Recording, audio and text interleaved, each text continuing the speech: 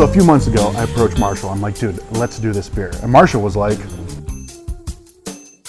so we started making this beer and it's been a hit, and Marshall nailed it. Now the second batch has some local grains in it that we're gonna talk about a little bit later, but so we decided to make a trip down to Tucson and spread the word. So a couple weeks ago, we went to Flagstaff, Hops on Birch. Huge shout out to the guys at Hops on Birch for hosting the first Flagstaff Simple Machine event. So we decided to make a trip down to Tucson.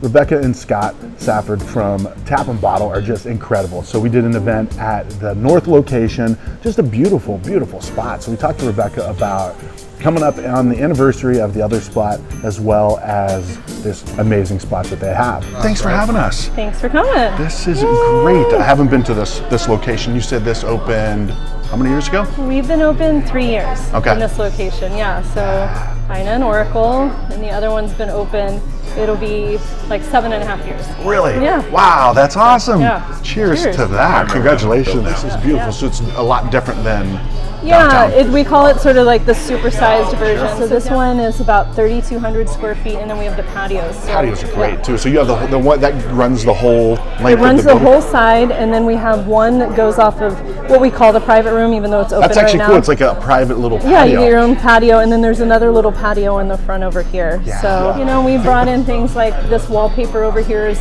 pictures of all of our events. Oh, nice, because you've always done really cool event banners. Yeah, and we wanted to be like, this place has history, even though it is, now we're in a newer building, we're in a strip mall, we wanted to give it sort of like our personality. Yeah. And then have room for a big old cooler, we have 30 taps here instead of 20 taps downtown. Yeah. So when we get to a point where she was asking questions about the beer that I could not answer, Marshall was off mic, we needed to get this dude mic'd up. So we brought in Marshall and to talk about the beer. It's one of the more costly brands we do, the Tap That AZ.